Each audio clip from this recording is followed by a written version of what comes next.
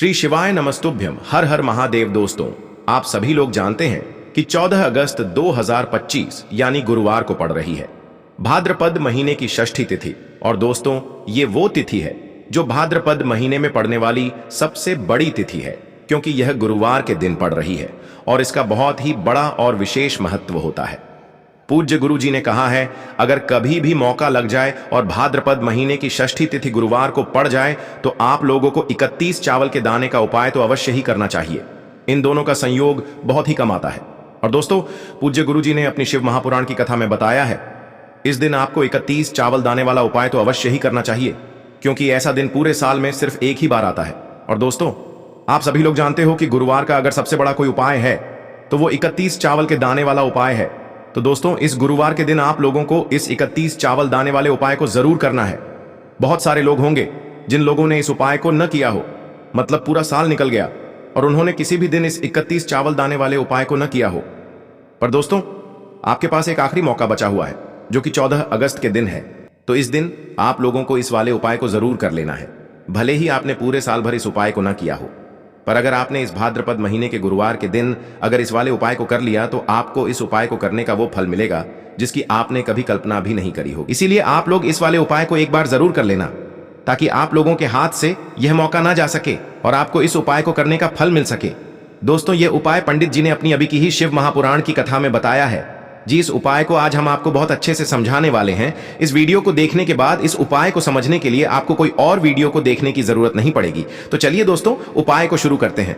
देखिए, यह इस भाद्रपद महीने के गुरुवार हल षष्ठी के दिन यह इतना खास होता है, इतना महत्वपूर्ण होता है। देखा गया है कभी कभी बड़े बड़े पूजा पाठ अनुष्ठान से जो मनोकामना पूर्ण नहीं होते, वो इस भाद्रपद महीने के गुरुवार के दिन एक छोटे से उपाय करने से ही आपकी मनोकामना पूर्ण हो जाती है। और बहुत सारे लोगों ने इस उपाय को किया भी है और उनको इस उपाय को करने का फल भी जरूर मिला है। अगर आप लोग भी इस उपाय को गुरुवार के दिन करना चाहते हैं तो आप इस उपाय को पहले अच्छे से समझ लेना, सुन लेना, उसके बाद करना। आपको इस उपाय का फल जरूर मिलेगा। और इस उपाय को कर लेने से आपके घर में चाहे किसी भी प्रकार की दुख और समस्या क्यों ना चल रही हो, आपको उसका कारण भी नहीं पता है कि भाई यह समस्या किस कारण से चल रही है, उसका कुछ भी कारण हो सकता है, जैसे पितृदोष हो सकता है या किसी भी तरह का मंगल दोष भी हो सकता है।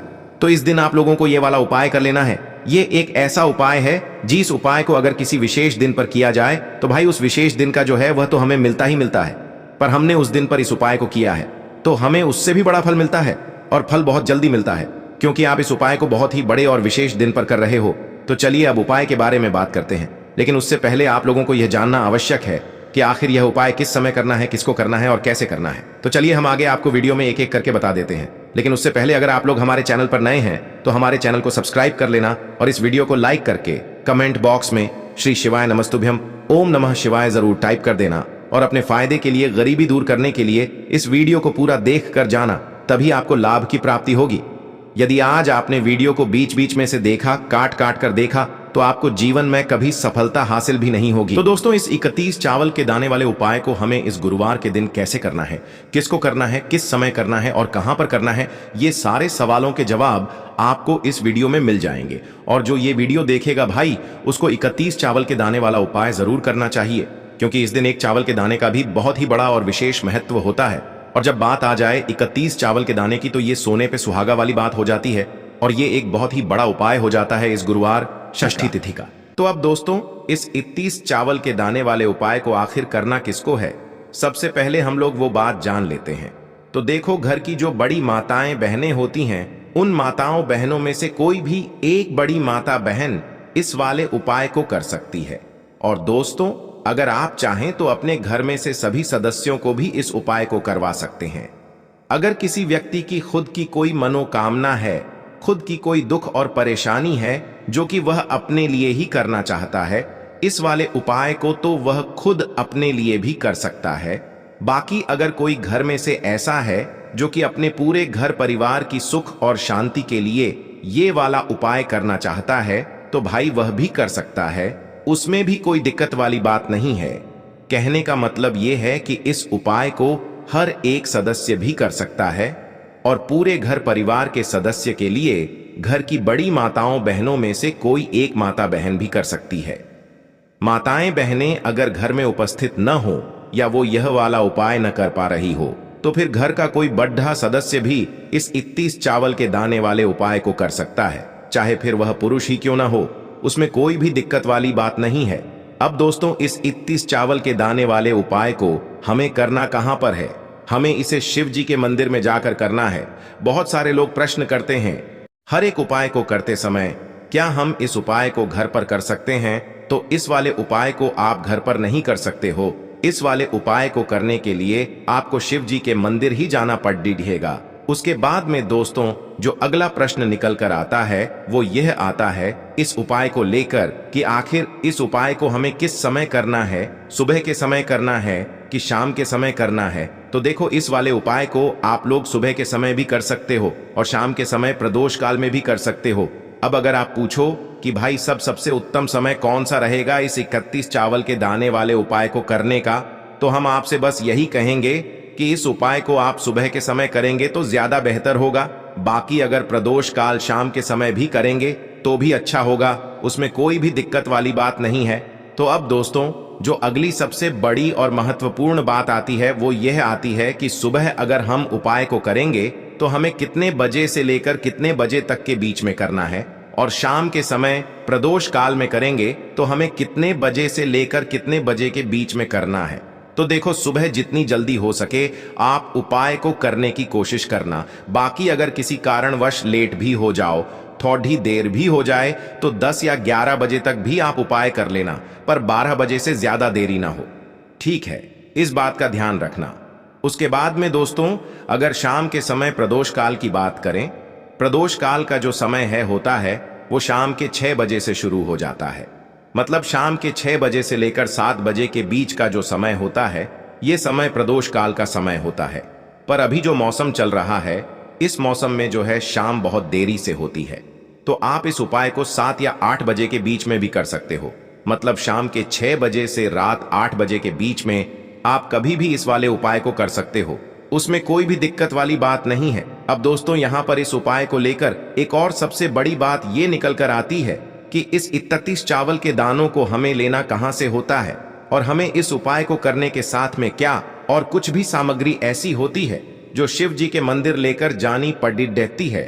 तो देखो, यहाँ पर हम आपको बता दें, सबसे पहले आप लोग यह जान लो कि यह जो 31 चावल के दाने वाला उपाय है, सिर्फ और सिर्फ आप उपाय की सामग्री लेकर कभी भी शिव जी के मंदिर मत जाना, क्योंकि हमें भगवान के सामने ये नहीं दर्शाना है कि अगर हम भगवान शिव जी के मंदिर आए हैं तो अपने फायदे के लिए आए हैं। तो इसलिए जो भी पूजन सामग्री है, उपाय सामग्री है, 31 चावल के दाने, इसके साथ में आपको पूजन सामग्री भी जरूर लेकर जाना है।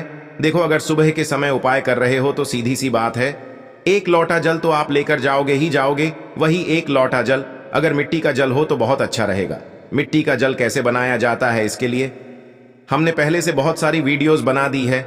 आपके पास इस दिन एक आखिरी मौका रहेगा मिट्टी का जल शिव जी पर चढ़ाने का, और उपाय को करने का बहुत बड़ा आपको इस दिन फल मिलेगा। तो इसीलिए इस दिन हो सके तो भाई मिट्टी का जल चढ़ाना तो अपने साथ में कम से कम 1 लोटा जल तो आपको लेकर जाना ही जाना है। अगर मिट्टी का जल नहीं है तो घर का जल भी आप इस्तेमाल कर सकते हो। इसके अलावा जो भी पूजन सामग्री है, देखो 31 चावल के दाने ये अलग आपके रहेंगे, और जो आपकी पूजन सामग्री रहेगी वो अलग रहेगी। पूजन सामग्री में आप जो भी चीज लेकर जाना चाहे वो लेकर जा सकते हैं। एक बेलपत्र भी लेकर जा सकते हैं, उसमें कोई भी दिक्कत वाली बात नहीं है।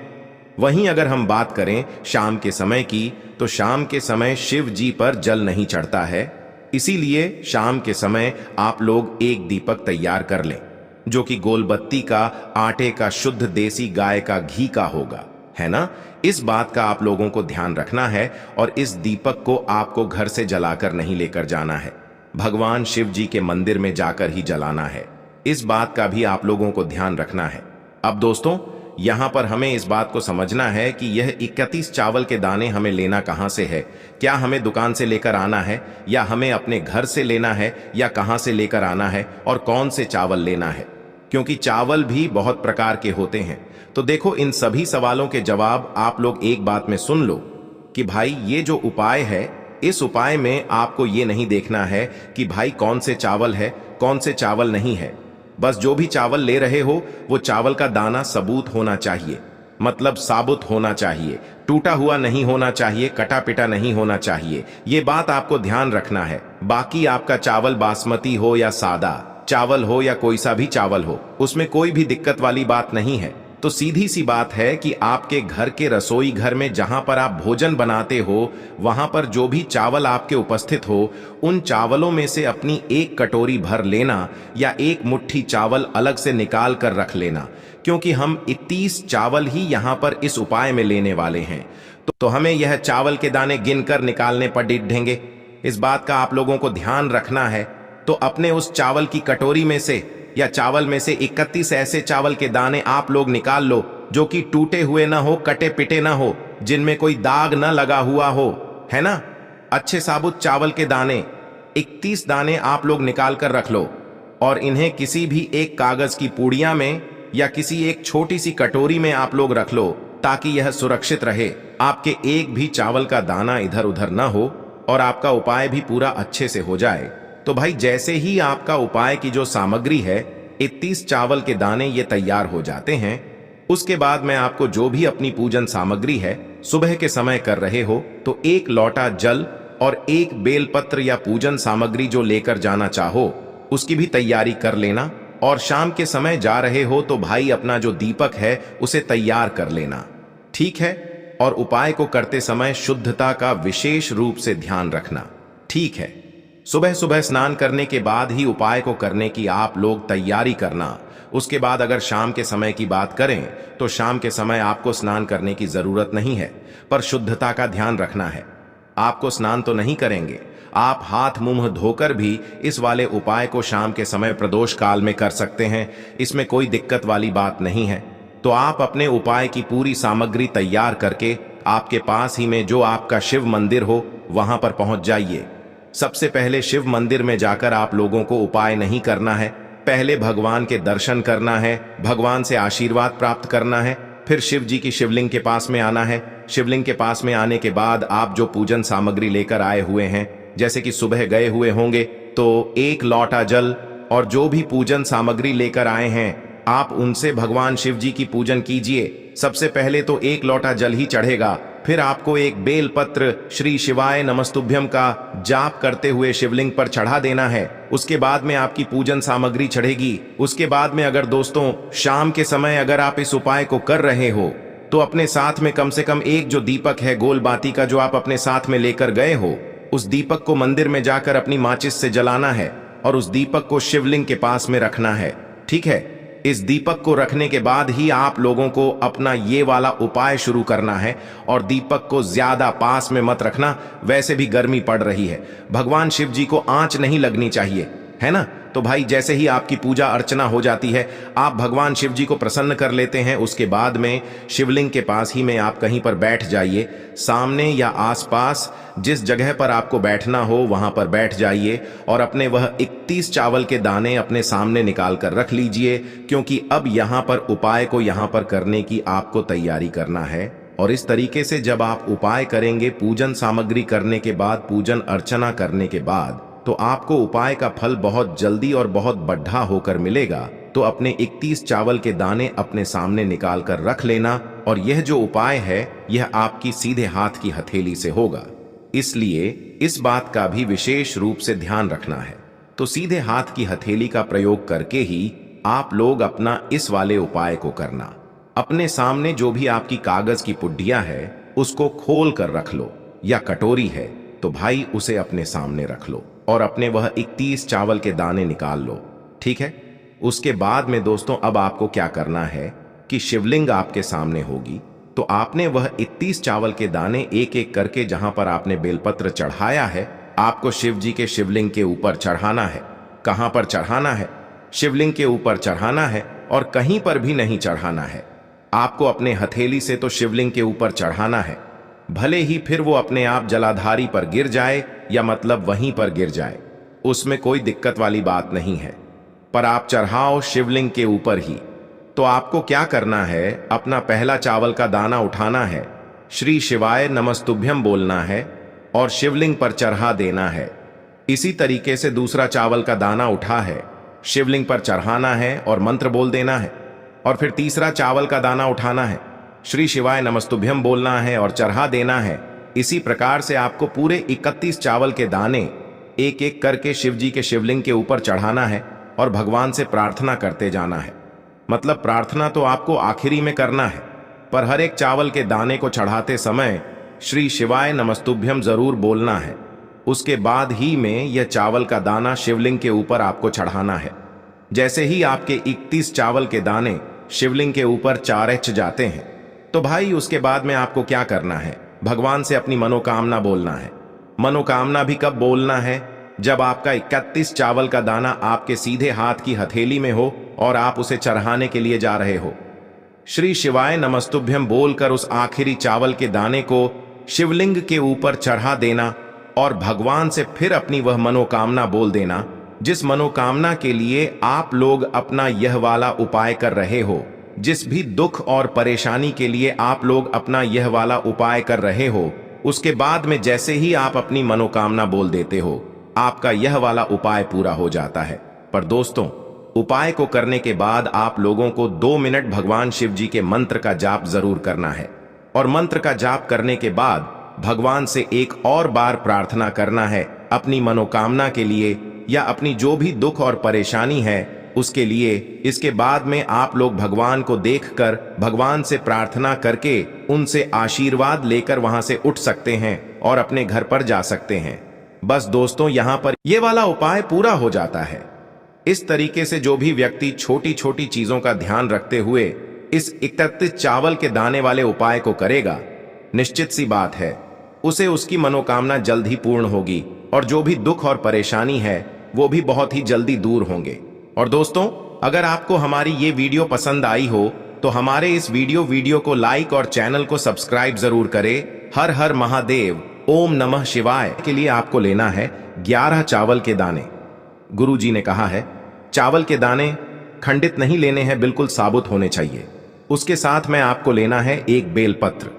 बेलपत्र का भी एक नियम है, अगर आपके पास बेलपत्र नहीं है तो आप शिवलिंग से उठाकर उसको पुनः शुद्ध जल से धोकर इस्तेमाल कर सकते हैं। इस प्रकार आपको बेलपत्र लेना है। इसके बाद आपको एक लोटा जल लेना है। अब ये सब सामग्री लेकर आपको जाना है महादेव के मंदिर में। देखो, अब आपको उत्तर साइड में खड़े हो जाना है और सबसे पहले आपको एक बेलपत्र अपने हाथ पर और 11 चावल दाने रखकर शिवलिंग के ऊपर अपना नाम और गोत्र बोलते हुए समर्पित कर देना है और ओम नमः शिवाय श्री शिवाय नमस्तुभ्यं का लगातार जाप करना है।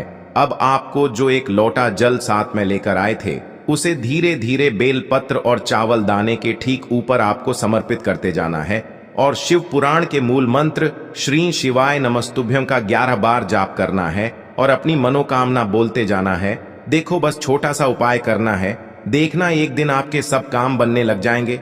गुरु जी का बहुत ही विशेष उपाय है। चलते हैं तीसरे उपाय की तरफ। देखिए, इस उपाय के लिए आपको 2 दीपक लेने होंगे। दोनों ही दीपक आप मिट्टी